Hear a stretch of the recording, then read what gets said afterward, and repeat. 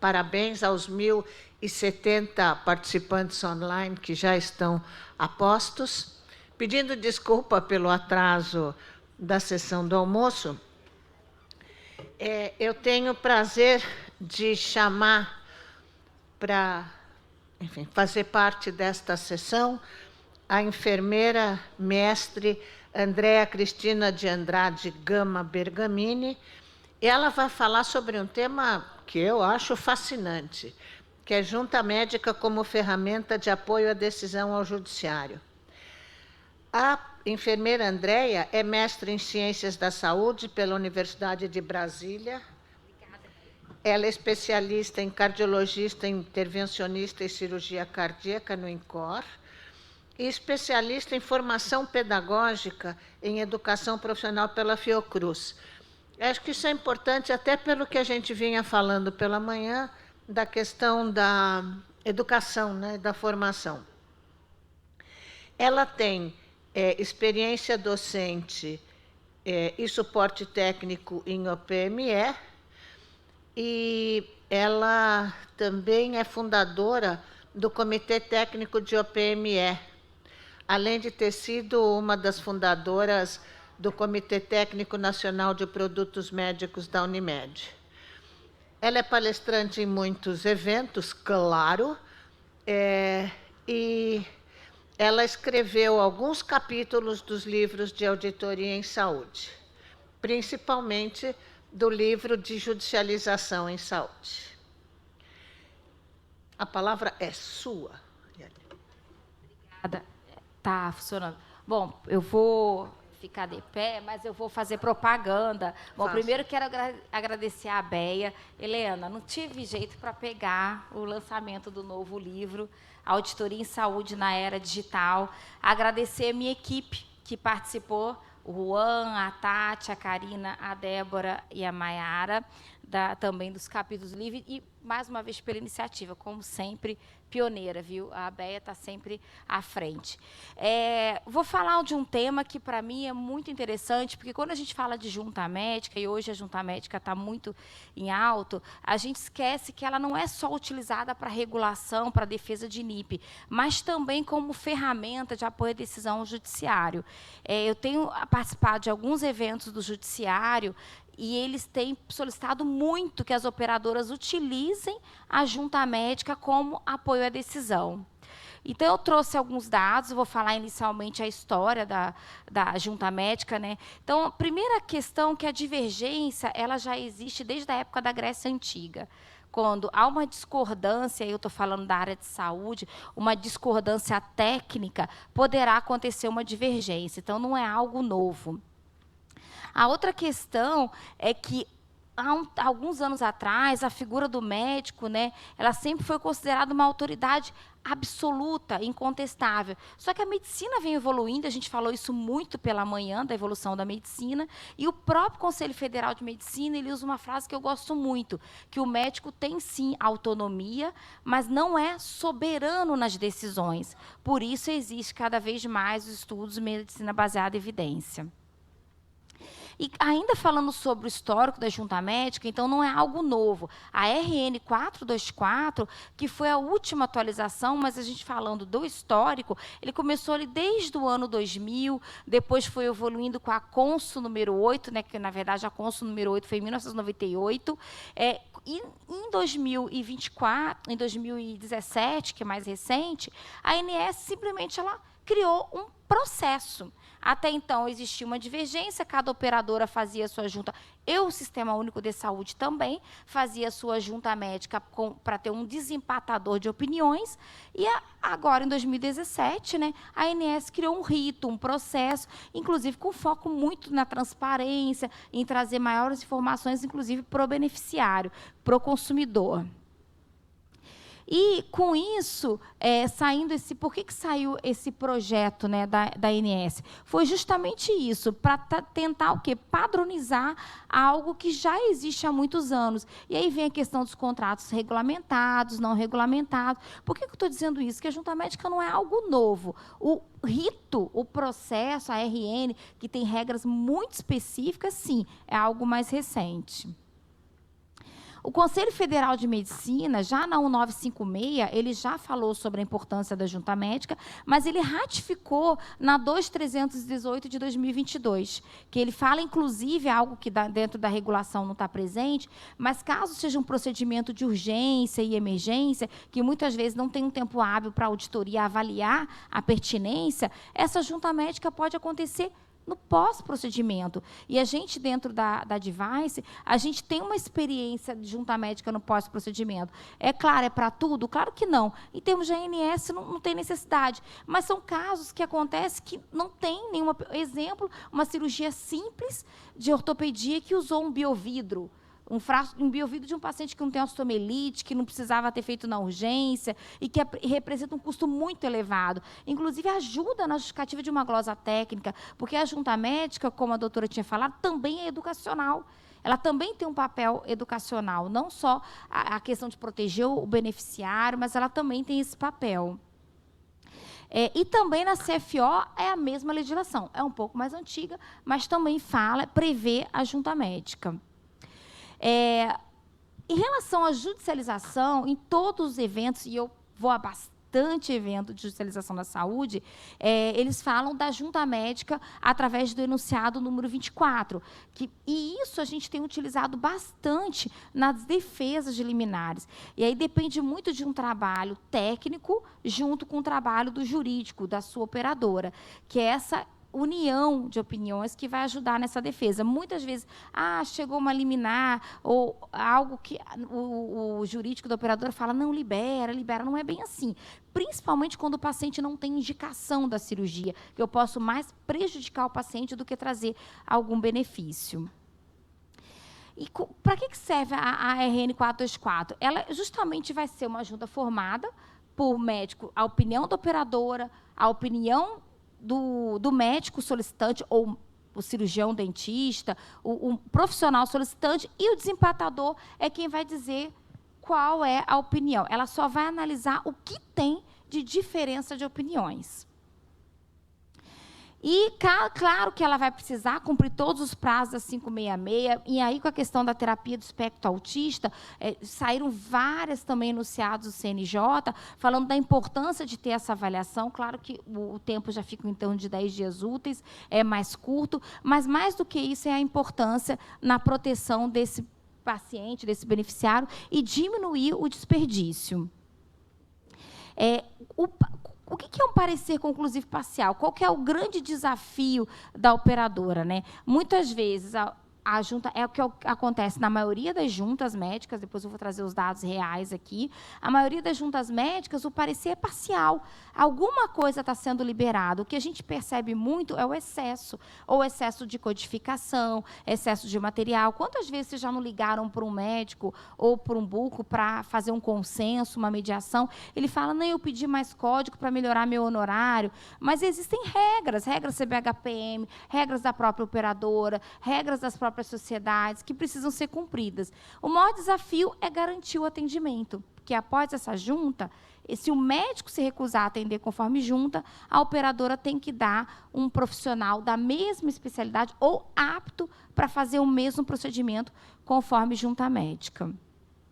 Quais são os benefícios, né? Primeiro, ela ajuda a resolver a divergência.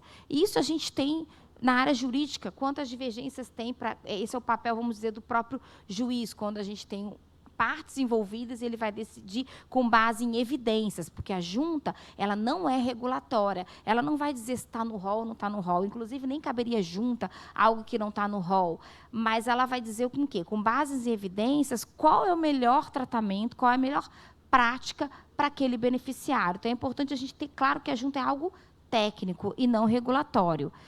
Existe também uma forma de você garantir o melhor tratamento para o beneficiário. Então, muitas vezes as operadoras me procuram, Andréia, o paciente tal vai fazer uma mitraclip, que é um procedimento que está fora rol. O que eu oriento a operadora? Não precisa fazer junta. Faça uma boa segunda opinião, ou melhor do que isso, faça uma avaliação de um heart team para ver se esse paciente só tem indicação para esse tratamento ou há outras opções de tratamento. E existem, gente. E a gente falou isso, eu escutei os outros palestrantes falando de manhã da importância de proteger o paciente. Nós temos vários casos que a gente pega, vocês também. Nós tivemos um caso de solicitar 7 stents coronários farmacológicos para um paciente de 50 anos. 7 stents. E aí, quando a gente viu aquilo ali, eu falei, não, gente, nem mandamos para junto inicialmente. Inicialmente, nós pegamos uma avaliação de um heart team. E isso, para o judiciário, tem um peso enorme. O que é um heart team? É um cardiologista clínico, o cirurgião cardíaco, o hemodinamicista, que vão compor para ver qual é a melhor estratégia de tratamento. E esse heart team falou o seguinte, o paciente tem 50 anos, o melhor tratamento para ele é uma cirurgia aberta, uma cirurgia cardíaca, porque o risco de restenose, a durabilidade do stent, ele tem 50 anos. E quando a gente conversou com o médico, ele falou assim, mas para o paciente é melhor. Não, não é melhor. O paciente tem que escolher o que é melhor para ele. Concordo, mas o médico tem que orientar quais são os riscos e complicações de acordo com o tipo de tratamento que ele vai ser submetido. E também, ele acaba, para mim, assim, um grande papel da junta médica é evitar procedimentos desnecessários e que existem. Aí tem a questão da anula possíveis arbitrariedade. Se não existisse a junta e a própria operadora pudesse negar, por exemplo, também não seria bom para o consumidor. Por isso a importância do desempatador. Respaldar as decisões baseadas em evidência, avaliar o potencial conflito de interesse. Hoje eu tenho um volume enorme de junta médica por marca de material. E não estou falando de material, o pessoal está brigando de marcar, não. Marcar, que eu estou falando, marca mais conhecida, mais famosa no mercado. Eu estou vendo o pessoal brigar por material, marca que eu nunca vi na vida, principalmente a questão das cânulas. Eu sempre exemplifico aqui as cânulas, né, de filtração de coluna, o pessoal brigando para usar só aquela cânula, algo que não tem nenhuma tecnologia agregada, e a cânula que ele está brigando custa R$15.000, e a outra, que é equivalente tecnicamente, custa R$1.000. Então, ela também ajuda nesse sentido.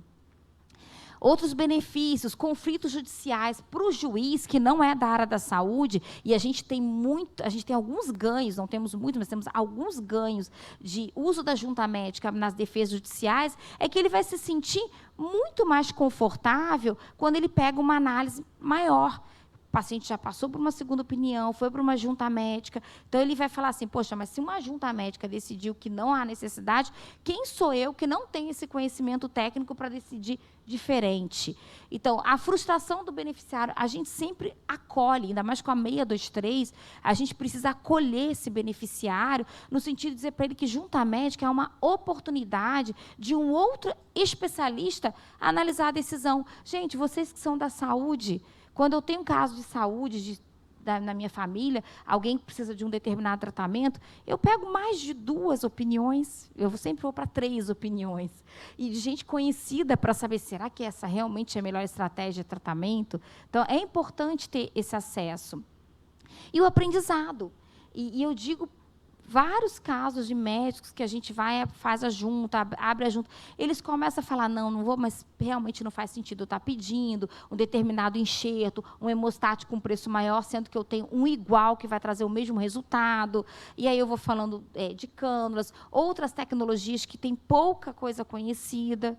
Enfim, são várias situações importantes. E a judicialização, ela acaba sendo um fator de pressão muito grande sobre os custos assistenciais, né? É fato. Quando é judicializado um processo, inflaciona imediatamente os valores. A gente perde o poder de barganha de negociação. Cumpra-se. E assim vem aqueles orçamentos absurdos. Eu também trouxe evidências para mostrar para vocês. Então, com isso, acaba prejudicando financeiramente. O mundo ideal é que ela sempre seja defendida, essa judicialização.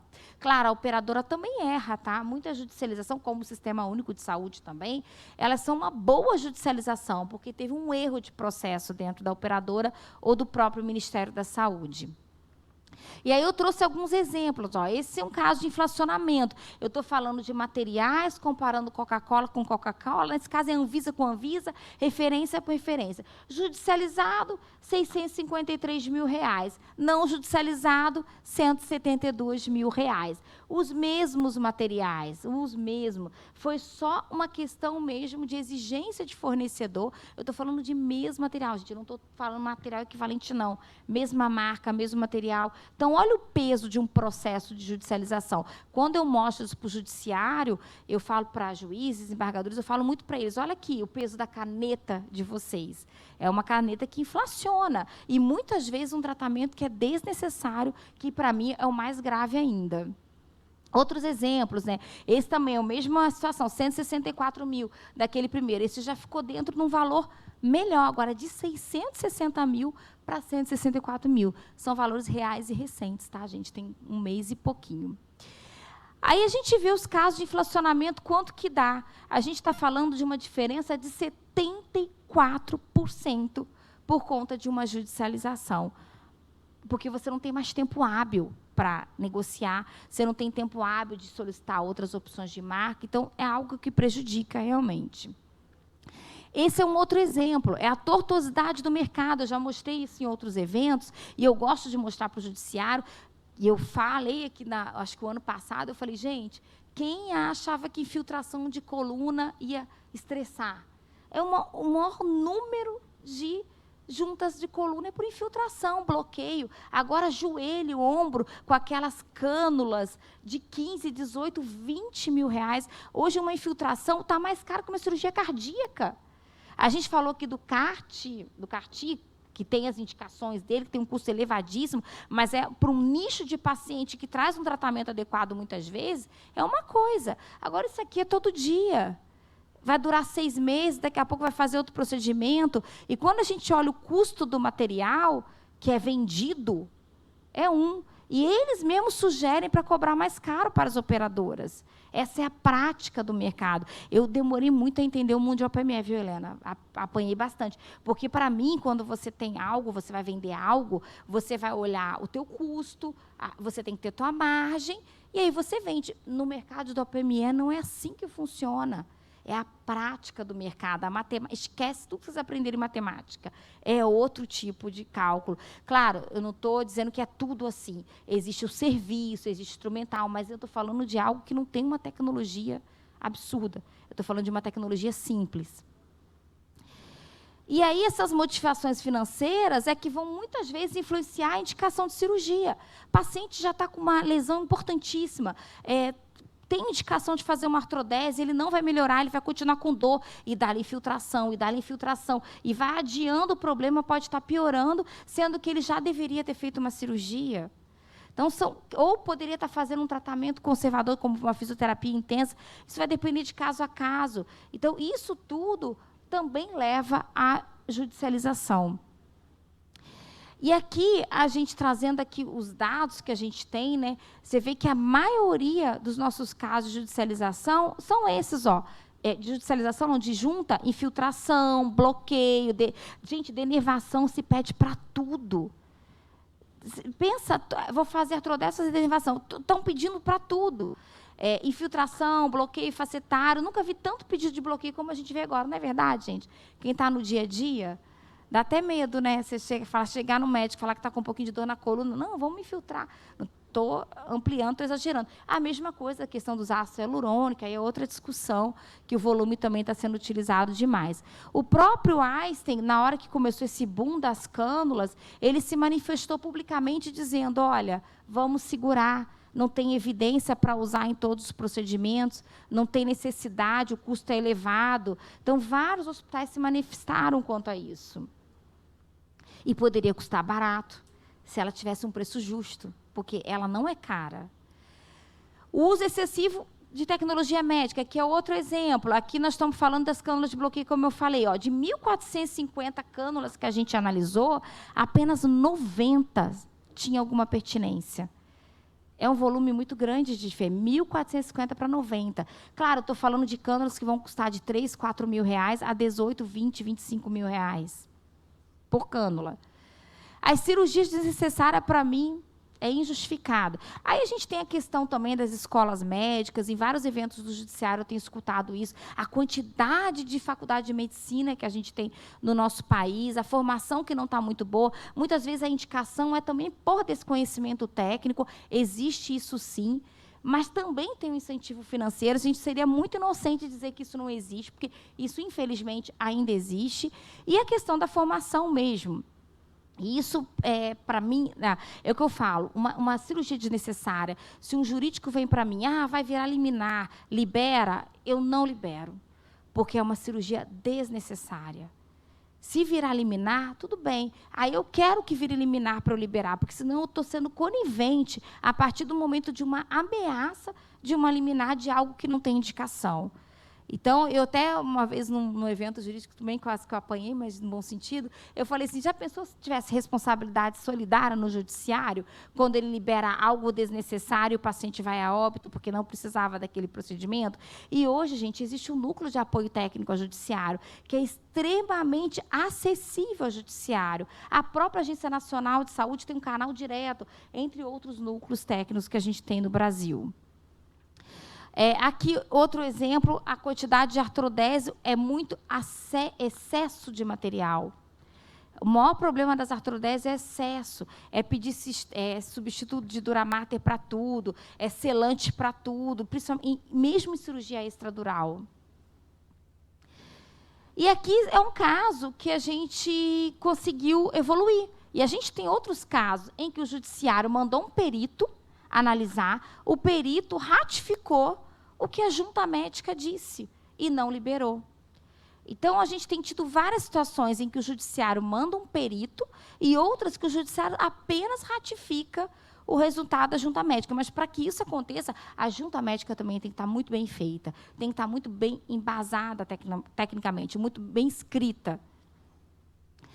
O ITEA é a mesma coisa. A gente sabe de tudo aí que está acontecendo. Claro que eu acho que agora está acomodando, né? As operadoras estão fiscalizando os centros de tratamento de TEA, estão acompanhando a evolução dessas crianças, porque tem criança que é submetida a várias horas e não evolui em nada. Então, o tratamento é extremamente importante, mas não pode ser em qualquer lugar, em qualquer centro. Então, isso também acaba aumentando, evoluindo, né, a despesa assistencial. E a mesma coisa, a gente tem vários casos, como 70 horas, 120 horas, 90 horas, 60 horas, solicitação, com algo que não é saudável. E aí saíram várias recomendações do CNJ, e a junta médica também é uma ferramenta para nos ajudar nisso. Os principais casos que eu tenho de junta médica em TEA é excesso de horas. São raros os casos que porque a terapia que está pedindo é algo muito inovador, não tem evidência. A grande maioria é o excesso de horas, que realmente estressa o tratamento, gente, é fundamental. E, mais do que isso, a gente tem que trabalhar com indicadores. Aqui, mostrando que, realmente, a junta médica ela reduz custo, mas não deixa de atender o beneficiário. Como eu comentei, a maioria das juntas é uma decisão de autorização parcial, e aí vem os desperdícios e as questões da exigência de marca, que até mesmo o CNJ não aceita mais. São raras as liminares que vêm exigindo a marca, ele exige o material, mas não que seja exatamente daquele fornecedor, salvo as exceções de algumas exclusividades, que não representam nem 1% dos materiais que a gente tem hoje. E os pontos mais importantes que a gente vê são esses, né? Segurança do paciente, a diferença entre autonomia e soberania do profissional solicitante. A autonomia ele tem, mas a verdade, não é a única verdade, é a dele. Precisa discutir tecnicamente. A questão das NIPs, a própria judicialização, que ela vai nos ajudar, a Lei 14.454, que a ANS já falou claramente que isso não mudou o rol.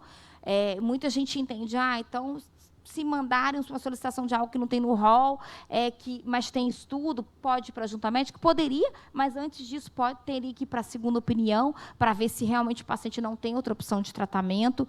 Não podemos deixar jamais de acolher o beneficiário, acolher o paciente. Muitas vezes eles não entendem o que é junta médica. Na Advice, a gente mudou até o modelo de notificação para o paciente, porque vem aqueles nomes, né, negativa, divergência, o paciente já lê e já fala assim, a operadora quer negar, e já abre uma NIP. Não, a gente faz vídeos com o paciente, manda para eles, olha, isso não é uma negativa, isso é para agilizar o seu processo, inclusive na TEA, acolher a família, porque é um momento delicado na vida daquele paciente.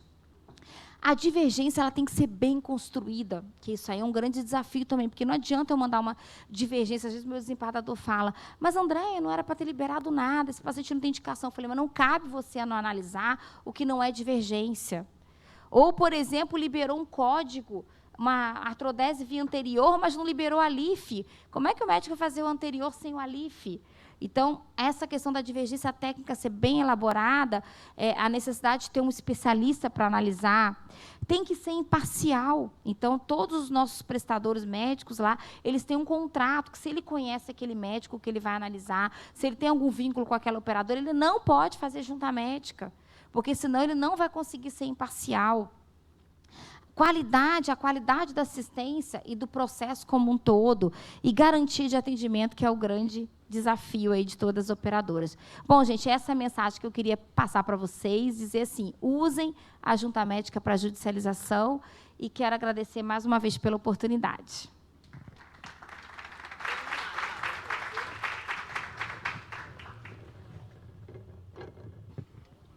Bom, eu achei eu tinha falado mesmo que eu achava esse assunto fabuloso. Não estou, atenção, senhoras e senhores, não estou advogando pela educação continuada em medicina para juízes. Eles não têm CRM, embora muitos achem que têm. Mas o que a Andréia nos apresentou é uma coisa assim, que qualquer pessoa que trabalha com o conceito de segurança do paciente conhece as palavrinhas do misuse, underuse e overuse. Quer dizer, a junta médica é o lugar onde você consegue dirimir essas interpretações do conhecimento assistencial. Nem vou falar do conhecimento médico, mas vou falar do conhecimento assistencial, até por causa do assunto TEA. Acho que é complicadíssimo a gente pensar que existem negativas só por causa de preço, e existem concordâncias porque, sabe Deus, por que motivos esotéricos, né? A gente está falando de uma coisa técnica e, de novo, como a gente viu naquela mesa de manhã, a junta médica também, ou a junta que faz esse exame assistencial, também é um mediador de conflitos. E que, por conta disso, mesmo que não tenha lado, que não deve ter, sempre será enxergada como tendo um lado. Quando você fala em gestão de conflitos na área de administração, todo mundo sabe, quer dizer, sempre algum lado, mesmo que se fale em ganha-ganha, sempre alguém vai achar que perdeu. Então, o difícil é ver como é que você consegue apresentar a argumentação. Não adianta ter quilos de evidência, tem que ter argumento, tem que mostrar a verdade. E aí a coisa fica mais difícil. Não tem inteligência artificial que dê conta disso. Isto posto, eu queria... E o que eu mais gostei, entre outras coisas, é o nome da empresa. Desculpe, não estou fazendo comercial, não, mas eu adorei que chama Advice, porque Advice é conselho, quer dizer, você não precisa necessariamente seguir. Então, é como se fosse ATS, é um órgão de assessoria. E assessoria você vai atrás quando você quer, quando você precisa. Mas não significa que você absolutamente vai seguir de olhos fechados, porque nunca siga nada nem ninguém, exceto eu, de olhos fechados. Eu autorizo, Helena. Tem duas pessoas no Brasil que eu admiro muito no OPME, Andréia e Débora. Quando eu soube que a Andréia teve teve esse evento do Judiciário, e que ela foi convidada pela equipe organizadora e pelos próprios judiciários que estavam lá para falar, me vai e desce, porque é uma enfermeira que está à frente da luz da enfermagem, porque o que ela faz, tudo tem respaldo. E aí, na mesma hora, eu estava entrando no avião, eu ligo para ela, eu disse, Andréia, tu estava, não sei o que, estava, pois tu vai para Fortaleza. E ela, na mesma hora, se prontificou, vou ver minha agenda. Eu digo, não, vai. E eu acho, sabe, que o que ela repassa tem que ser para todo mundo. Todo mundo deveria ter uma Andréia Bergamini, se puder, né? Para poder dar. Porque tem coisa que é só falar para ela, dizer, é isso, já é a resposta. Já é a resposta legal. E eu quero lhe agradecer por você estar hoje aqui, tanto presencial como para o público online, como é que diz? Nos parabenizando com essa sua palestra, viu? Muito obrigada. Falando também que ela está no capítulo do livro, com a equipe dela também. Obrigada, gente. Só queria dizer que qualquer pessoa que tem senso não discute, não negocia com a Helena, já aceita que é perda de tempo se meter a discutir. Então, tem alguma questão da plateia? Não tem? Azar dos 6. Vamos lá.